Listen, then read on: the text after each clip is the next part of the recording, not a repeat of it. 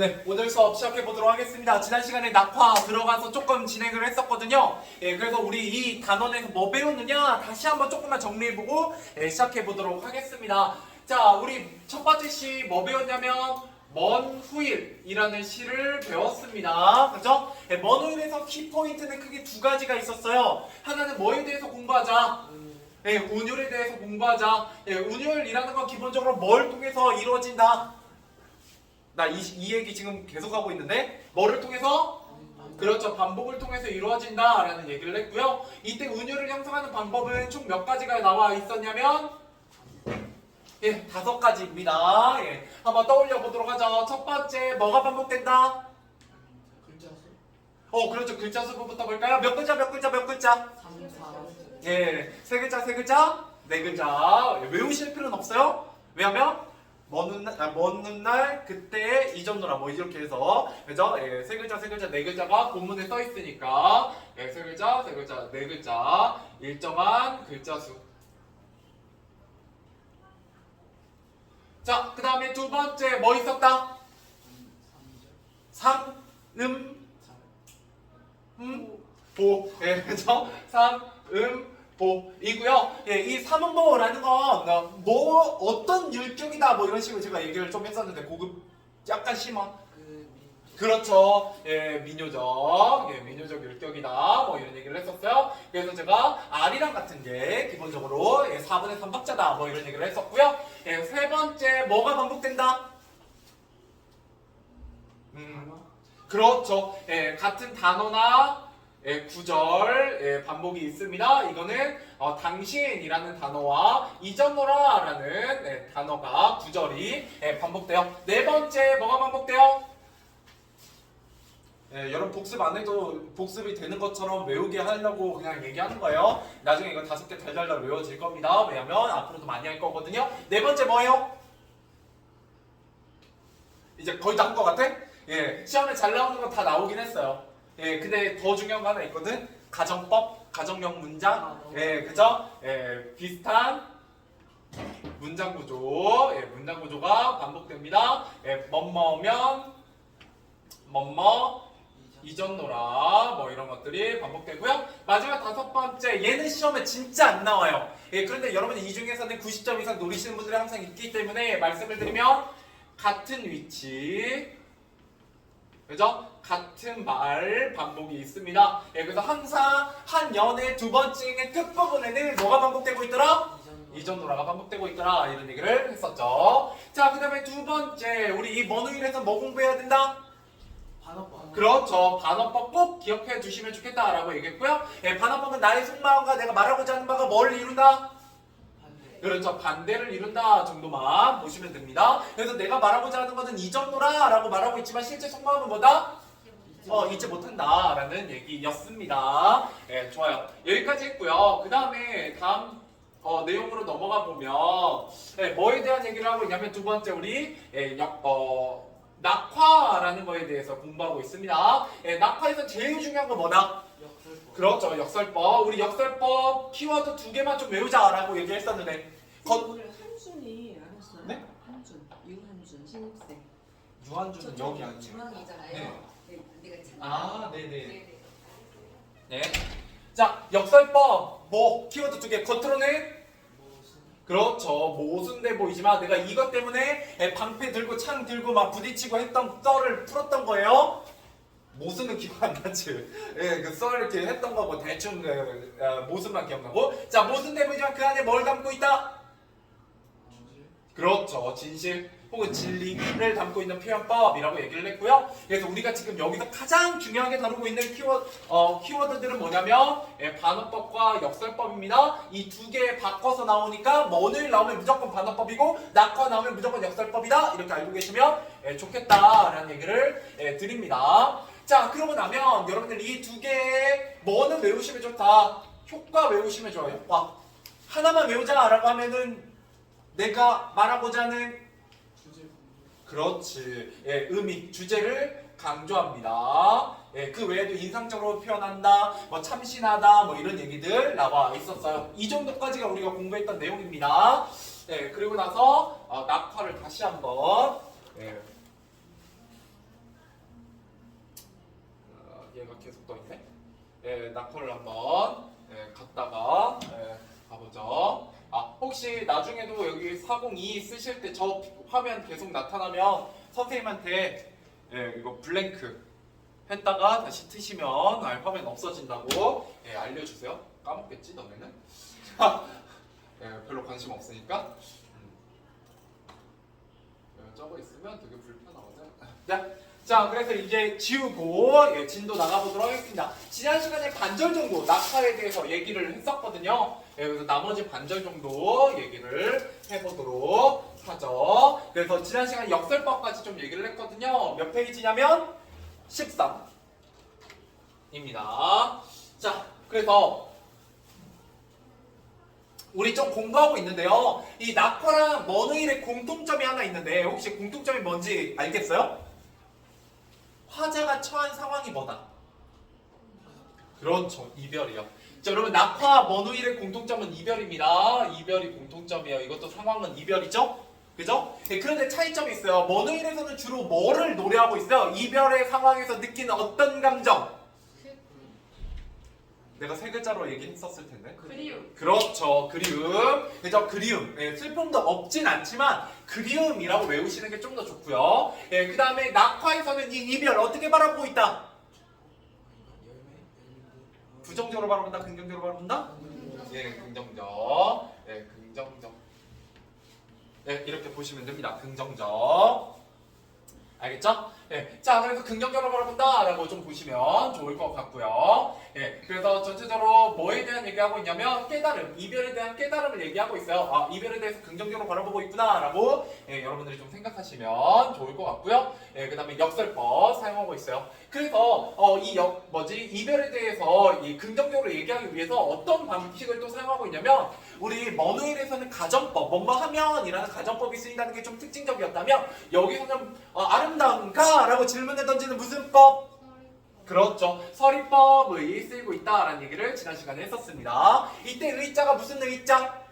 의문문 할 때 의자다라고 보시면 되겠고요. 이 서리법은 내가 강조하고자 하는 의미를 위해서 일부러 질문의 형태로 바꿔놓는 걸 우리가 서리법이라고 얘기하게 됩니다.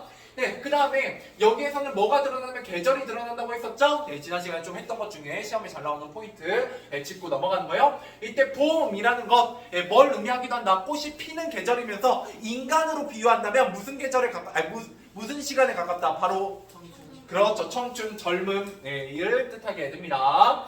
그래서 격정을 인내했다. 누가? 내가. 여기서 나는 누군데? 꽃. 무슨 법? 그렇죠. 그래서 여기에 의인법이 써있는 거예요. 그래서 의인법이 써있는 겁니다. 그죠? 그 다음에 나의 사랑. 이때 사랑은 뭐가 지고 있는 거예요?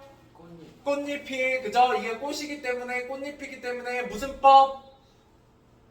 안 써있니? 여기 안 써있나? 하강적 이미지. 아, 이건 안 했어? 이건 은유법입니다. 은유법. 이건 안 했구나. 그리고 지고 있다. 이게 이제 하강적 이미지고요. 하강의 이미지를 가지고 있어요. 그 다음에 분분한. 이거는 무슨 어다? 음성 상징하면서 동시에 의태어. 이렇게 보시면 되겠다. 그래서 전체적으로 꽃잎이 떨어지는 모습, 시각적 심상이 주로 사용되고 있다 라고 보시면 되겠고요. 그 다음에 이 시에서 가장 중요한 부분까지 했죠. 지난 시간에 결별이 이룩한 축복까지 했습니다. 그렇죠? 그래서 왜 결별이 이룩한 축복이다 라고 의미를 얘기하고 있었냐면 했었지? 그래서 이건 한 번만 더 쓸게요. 이미 써져 있겠지만 자, 결국 이거의 의미는 그저 이별이란 어떤 거지만 이별은 그저 슬프고 고통스러운 것이지만 그죠? 그렇지만 그 결별을 통해서 우리가 뭐를 맺기 때문에 꽃잎이 떨어지면 그 자리에 뭐가 맺는다? 열매가 맺는다. 그 열매가 바로 인간으로 비유하게 되면 뭐가 된다? 영혼의 성수, 그죠? 이지만 이별을 통해 영혼의 성숙을 이룬다. 그렇기 때문에 우리가 뭐라고 표현하는 거다? 축복이라고 표현하는 거다 이렇게 이해하시면 된다고 얘기를 했었고요. 예, 결국은 여기서 얘기하고 싶은 건 진짜 꽃잎이 지는 상황을 얘기하고자 하는 게 아닙니다. 예, 꽃잎이 지는 상황을 다른 말로 뭐라고도 하냐면 자, 잘 보세요. 여기 빈 곳이 있겠지? 어디? 예, 여기 낙화라고 보면 결국 이 낙화라는 걸 통해서 예, 성숙을 노래하고 있잖아요. 그죠? 자, 이 낙화라는 건 결국 뭐예요? 자연현상이에요. 자연현상. 그죠? 근데 원래 진짜 말하고 싶은 건 뭐예요? 영혼의 성숙이라는 인간에 대한 깨달음, 인생에 대한 깨달음, 예, 이런 거를 얘기하고 싶은 거죠. 예, 그래서 여기에 뭐라고 얘기한다 가끔 자연현상을 통해서 인간에 대한 깨달음을 노래한다 혹은 이렇게 확장하고 있다 이야기를 확장하고 있다 뭐 이렇게 얘기하기도 하고요 혹은 유추하고 있다 뭐 이렇게 얘기하기도 합니다. 이거는 고등학교 난이도예요. 여기까지 가면 예, 근데 여러분 그냥 알아두세요. 단순히 자연현상에 대한 노래가 아니라 결국 얘기하고 싶은 건 뭐다? 인간에 대한 깨달음이다. 그죠? 예, 뭔가 자연에 대한 풍경을 얘기하고자 하는 게 아니다라는 거 좀 알고 계시면 예, 좋겠습니다. 예, 이 얘기는 굉장히 선지로 자주 나와요. 예, 그래서 한번 써드리고 지나가도록 하죠. 참고로 이거는 고등학교 때 또 무조건 배우는 예, 여러분이 굉장히 자주 보는 시입니다. 예, 왜냐면 굉장히 좋은 시고 특히 역설법을 가르치기에 굉장히 좋기 때문에 예, 여러분들이 앞으로도 굉장히 익숙하게 여러 번 보실 예, 작품이에요. 자, 이제 마지막 반절 가보도록 하겠습니다. 자, 무성한 녹음. 자, 머지않은 열매 맺는 이라고 되어 있어요. 자, 녹음 동그라미, 열매 동그라미 이렇게 두 개 묶어서 이게 바로 낙화의 결과입니다. 낙화의 결과. 그죠? 이게 주제예요. 그렇기 때문에 이게 바로 뭐냐면 영혼의 성숙이에요. 예. 참고로 영혼의 성숙은 예, 서답형으로도 굉장히 잘 나옵니다. 예, 결국 뭐가 필요하다? 자기 희생의 결과 이거나 이고 그 다음에 결별이 축복인 이유예요.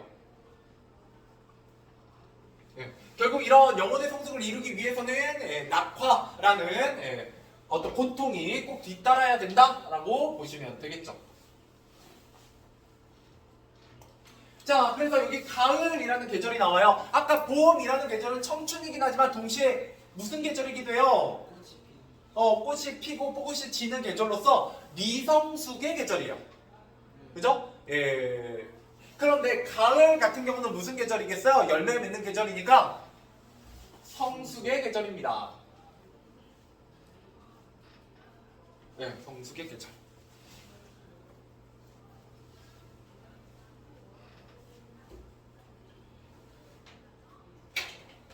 그래서 뭐라고 얘기하냐? 나의 청춘은 꽃답게 죽는다 라고 얘기하고 있죠. 이때 나의 청춘 이게 바로 뭐냐면 꽃답게 죽는 게 바로 뭐예요? 꽃이죠. 그죠? 꽃잎이죠. 예, 이것도 무슨 법? 이것도 은유법입니다. 예.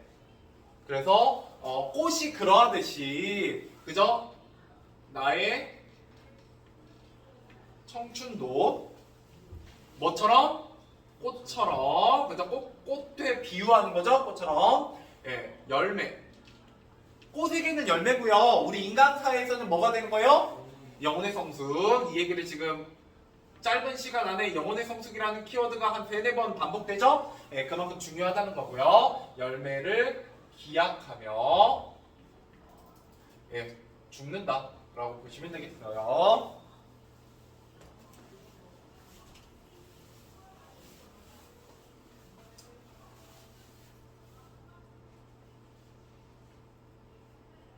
됐죠? 자, 그러고 나서 뭐라고 얘기하냐? 헤어지자라고 얘기하고 있죠. 예, 헤어지자. 이게 이제 청유형 문장이 쓰인 거고요. 뭐뭐 하자라는 청유형 문장. 예, 이걸 통해서 스스로에게 하는 예, 이별의 다짐을 드러냅니다.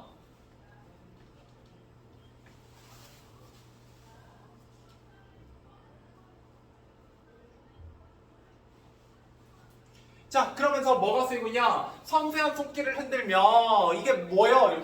이렇게 섬세한 손길을 흔든다라는 건 마치 무슨 모양 같다? 뭐가 이렇게 남분분거려. 뭐가 이렇게 날려? 꽃잎이. 예, 그래서 얘도 무슨 법? 예, 얘도 의인법입니다. 예. 그래서 꽃잎이 지는 모습을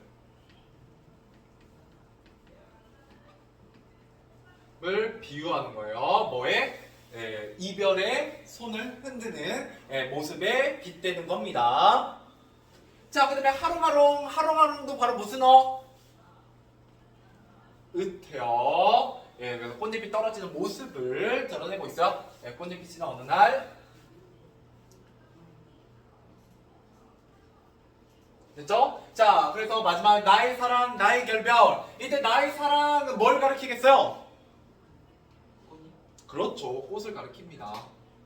역시 은유법이고요. 그죠? 나의 결별, 이건 뭐예요? 낙화입니다. 꽃이 아니라 꽃이 떨어지는 걸 얘기해요. 예, 얘도 은유법이고요. 예. 지금 뭐가 많이 쓰인다? 은유법 많이 쓰여요. 그러면 이 시에서는 여러분 뭐 알고 계셨냐? 역설법, 서리법, 의인법, 은유법. 에다가 음성상징어까지, 의태어까지 2개 정도 챙겨가시면 예, 표현법은 어느 정도 여러분들 크게 틀리지 않을 겁니다. 자, 근데 뭐가 하나 더 나오냐? 여기 하나 더 나와요. 센터에 물, 고이, 듣.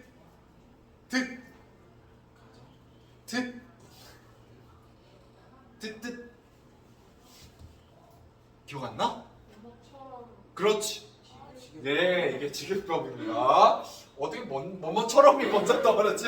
예, 덕분에 다른 애들이 잘 주워 먹었어요. 지급법이라는 거. 그래서 듯이, 처럼, 같이, 인양 이런 것들을 예, 지급법이고요. 여러분 지급법이 없다라는 설명이 나오면 당연히 이 시에 대한 설명으로 맞은 게 아닙니다. 틀리게 돼요. 자, 그래서 센터의 물고기들이라는 건 뭐냐면 여러분들 강을 거슬러 올라가다 보면 결국 아주 작은 옹달샘부터 시작하거든요. 그 옹달샘에 물이 컬컬컬 나와요. 쫄쫄쫄 나와요. 쫄쫄쫄. 예, 그래서 나의 성숙은 어떻게 이루어진다는 거예요?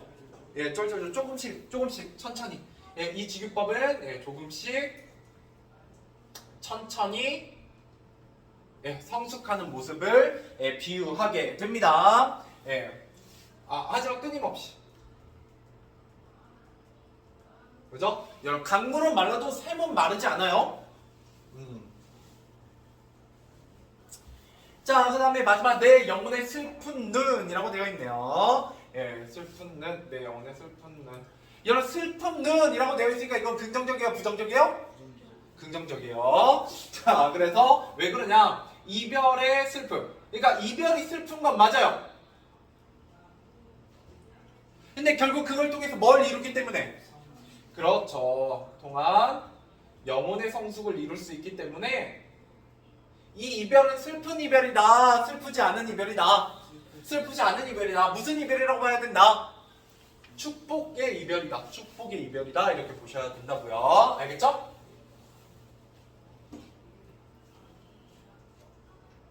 됐나요? 네. 자, 문제 같이 가보죠. 4문제밖에 안 되니까요. 1번 가보도록 할게요. 이 시에 대한 이해로 알맞지 않은 것은 1번 가야 할 때는 이별을 뜻한다. 맞아요? 틀려요? 맞아요. 2번 봄한철은 이별 후에 영혼이 성숙한 시간이다. 영혼이 성숙한 시간이 봄이다. 아니죠. 봄이 아니라 언제요? 가을이죠. 그죠? 가을이죠. 이렇게 구분해야 돼요. 그러면 지금 가을이 왔어요? 안 왔어요?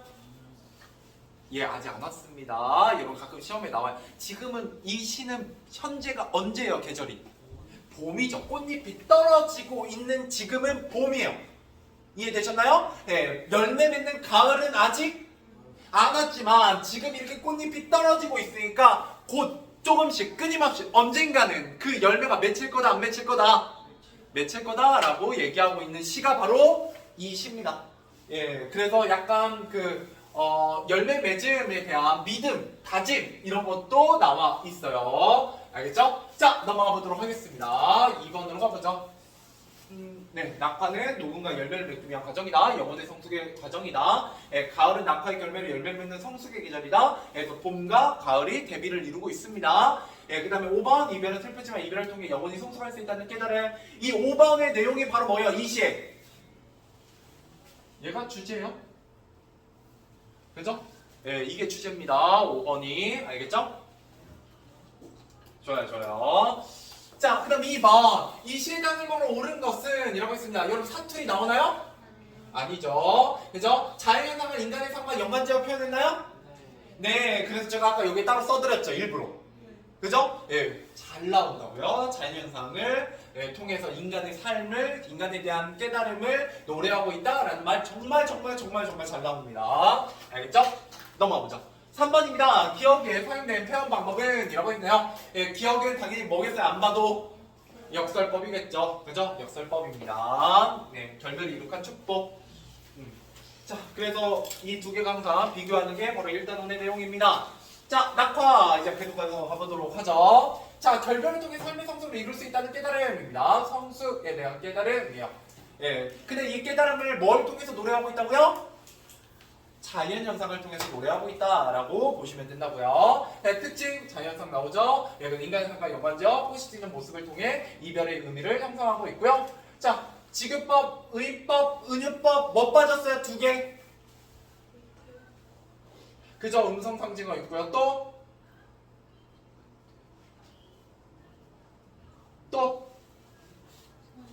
예, 서리법 빠졌고요. 또 제일 중요한 거 하나 빠졌잖아.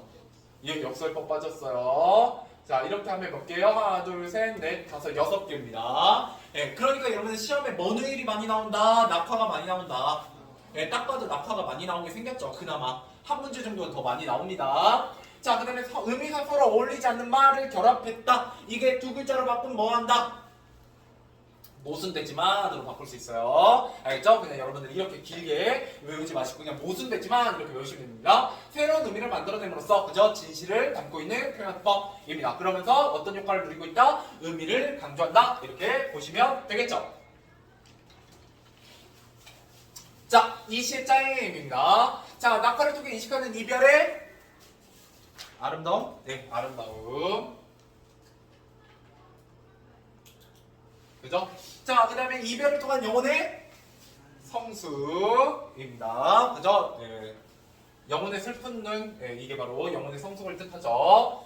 자, 이거 잘 나와요. 심지어 이거 어떻게도 나오냐면 얘가 그냥 단답형으로 나옵니다. 이렇게.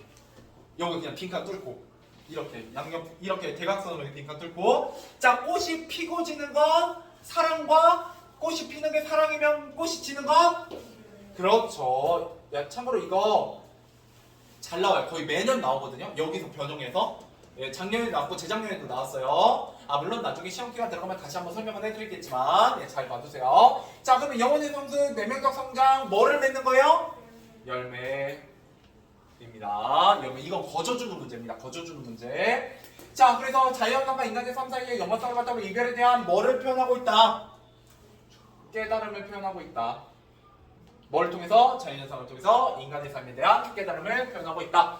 또 나왔죠? 네, 자연현상이라는 말. 자, 마지막 효과입니다. 자, 결국 이별은 슬프고 고통스러운 것이나 이별을 통해 뭐의 성숙을 이룰 수 있다? 영혼의 성숙을 이룰 수 있음을 예, 참신하고 인상적으로 표현하고요. 예, 전달하고자 의미를 뭐하게 된다? 역설법을 사용하면 강조. 그죠? 이제 여러분들 이런 빈칸도 굉장히 익숙하게 반복되고 있구나라는 거 확인하실 수 있습니다. 자, 그래서 빈칸만 쭉쭉 채우면서 빨리빨리 가보자. 자, 마랑이는 늦은 봄 뭐가 어지럽게 흩날리며 떨어지는 모습을 그죠? 꽃잎? 꽃잎. 네, 꽃잎입니다. 자, 그 다음에 꽃이 피고 지는 거 사랑과 이별이고요. 열매를 맺는 거 영혼의 성숙이야. 아까 빈칸 채웠던 그게 또 나오죠. 예, 잘 나오는 부분이고. 자, 그 다음에 활동을 맡은 이 시의 주제입니다. 꽃이 지는 것이 열매라는 결과로 이어지듯이 이별은 슬프고 고통스러운 체험이지만 그러한 체험을 통해 영혼의 성숙. 예, 결국 키워드, 주제 딱 한 단어로 줄이면 성숙에 대한 노래다. 이렇게 볼 수가 있다는 거죠. 자, 그 다음에 역설법의 효과. 자, 의미상 서로 어울리지 않는 말을 결합하여 어떤 의미를 만들어낸다? 우리가 생각지 못했던 참신한, 그죠? 새로운 의미를 만들어낸다. 이렇게 보시면 되겠네요.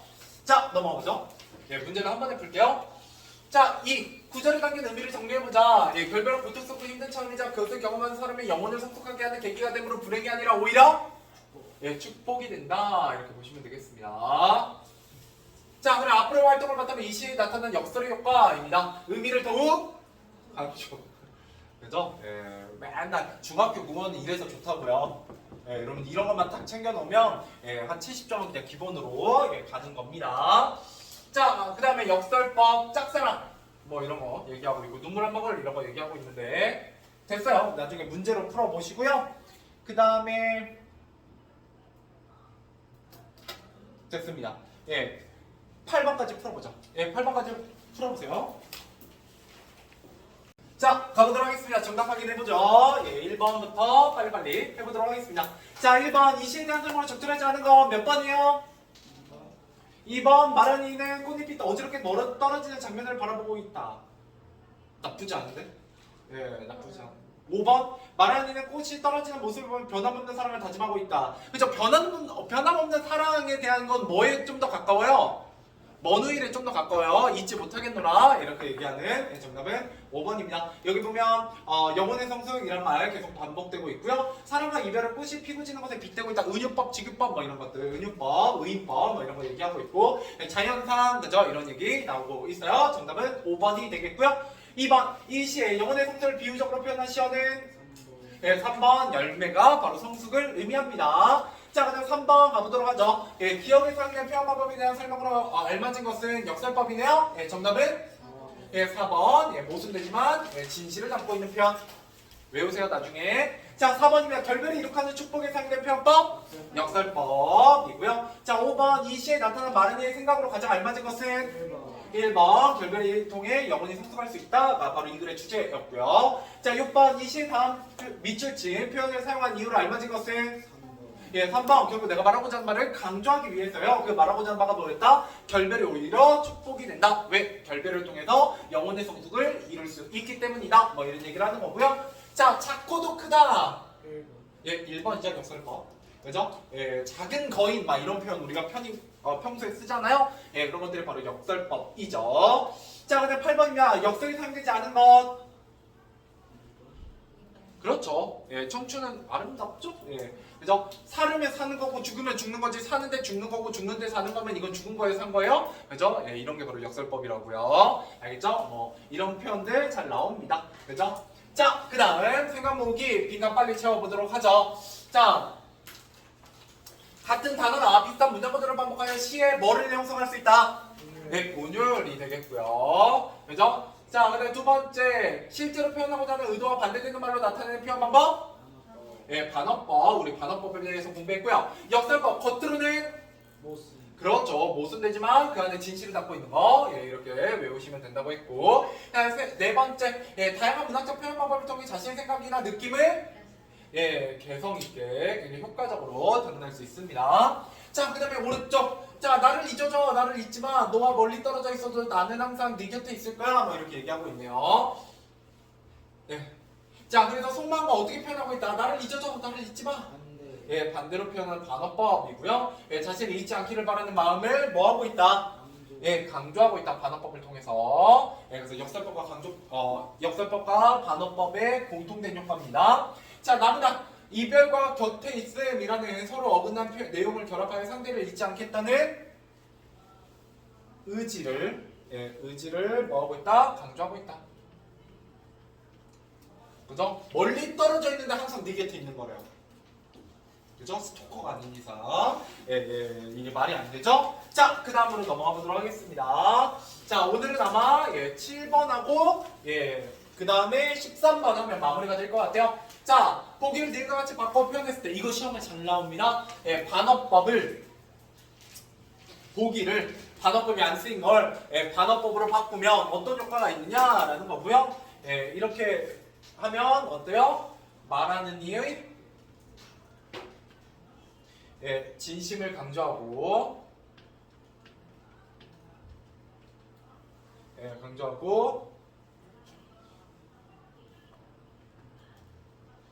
인상 깊게 전달하며 당신을 그리워하는 마음을 효과적으로 표현하여 주제를 강조한다. 네. 그래서 이 네 가지 중에 좀 인상 깊은 것들 좀 여러분들 머릿속에 남겨놓으시면 좋을 것 같아요.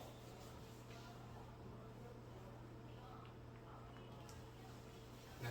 오늘 여기까지 하죠. 다음 시간에 또 다른 문제 풀어보겠습니다.